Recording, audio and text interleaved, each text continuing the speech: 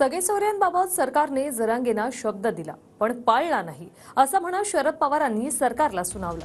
सरकारने जरांगेंना मागण्या मान्य करण्याबाबत लेखी उत्तर दिलं पण मागण्या मान्य केल्या नाहीत असंही पवार म्हणाले।